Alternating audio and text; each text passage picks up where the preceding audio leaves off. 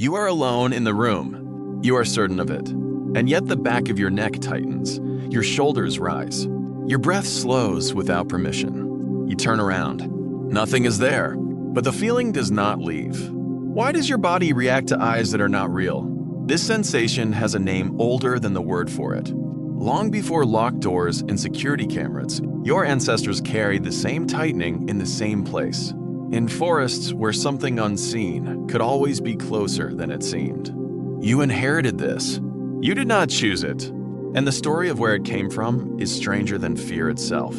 Across the ancient world, the sensation of being watched was never treated as imagination. It was treated as information. The Greeks called it the evil eye, a curse carried in a glance, and they carved wide, staring eyes onto pottery and doorways to face it down before it could arrive uninvited.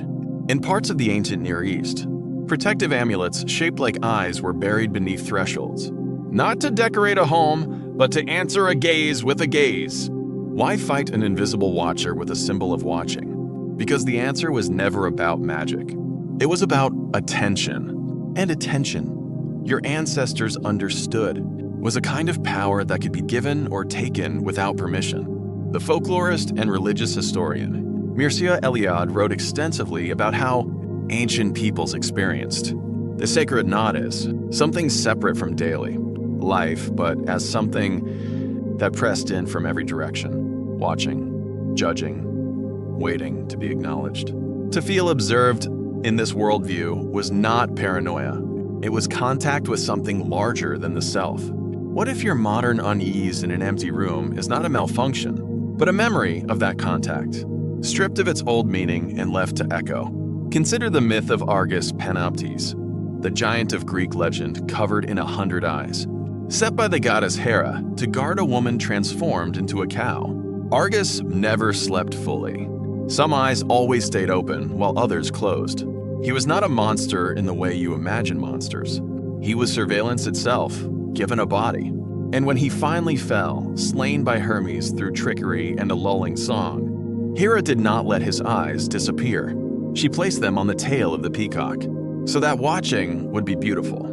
Ornamental, impossible to look away from. Doesn't that feel familiar? You live inside 100 eyes now. Cameras on doorbells, reflections in dark phone screens, applications that ask, quietly, to know your location. The ancient watcher never died. It simply changed its shape, the way it always has. In the folklore of Eastern Europe and Scandinavia, house spirits and forest guardians were said to observe every guest who entered, a home or a woodland path, deciding silently whether that person deserved welcome or warning. The ethnographer and folklorist Vladimir Prop, known for his structural studies of Slavic and Russian fairy tales, noted how often these tales positioned the protagonist as being tested by an unseen presence before any danger appeared directly. The watching came first. The consequence came after. Isn't that exactly how dread works in your own chest? Arriving before you can name a single reason for it? There is a deeper layer here, one that most retellings skip. In many indigenous and oral traditions, studied by anthropologists such as Claude Lévi-Strauss, the forest itself was never considered empty. Even when no creature was visible, it was considered attentive. Trees had memory, paths remembered, footsteps. To walk somewhere alone was never truly to walk alone, because the land itself held a kind of watching consciousness, older than any single god or spirit. This was not superstition born from ignorance. It was a survival architecture. A mind trained to sense unseen threats survived longer than a mind that assumed silence meant safety. So when your skin prickles in an empty stairwell, when you feel eyes on you from a dark window across the street, you are not broken. You are running code written by 10,000 generations who learned, sometimes at terrible cost, that the feeling of being watched was worth trusting even when it could not be proven. But here is the twist almost no one tells you. The ancient myths were never actually warning you about outside eyes. Look again at Argus. Look again at the evil-eyed amulets buried at doorways.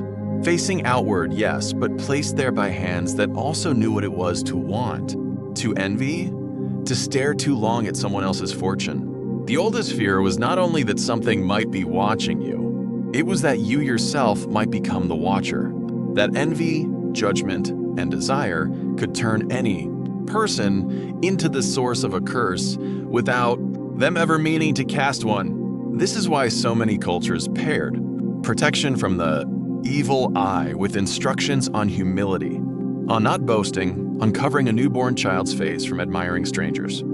The threat was mutual. The gaze cut both ways. What if the discomfort you feel when someone looks at you too long is not only fear of being seen, but an old, buried memory of how much power a look itself was once believed to carry? Zoom out now, far past the forest, past the doorway amulets, past even the peacock's tail. The universe itself has always been depicted as an eye. Ancient Egyptian cosmology placed the Eye of Ra as both protector and destroyer, a solar gaze that could bless a kingdom or burn it to ash depending on its mood. In this cosmic frame, to be watched by the universe was not comfort, it was consequence. Every action mattered because something was always looking. Every choice was witnessed before it was made. Maybe that is what your nervous system is really doing when it prickles in an empty room. Not detecting a stranger, not sensing a ghost, but reaching back toward an ancient agreement your species once made with existence itself.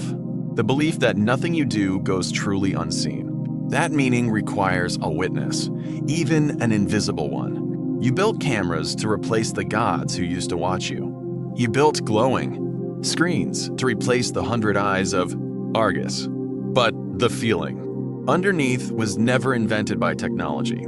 It was only inherited, then repackaged, then sold back to you as convenience. So the next time your neck tightens in a silent room, do not rush to explain it away. Sit with it for one moment longer. Ask yourself what your ancestors would have asked. Not who is watching me, but what am I doing right now that deserves to be witnessed? You walked into this story certain you were alone, and certain a strange, wordless fear had no explanation. But you were never truly alone in feeling this. For thousands of years, across forests, deserts, and starlit rooftops, people have turned around at the exact same prickling warning, unsure what waited behind them, only sure that something, somewhere, was always looking back. Thank you for spending this time in the archive.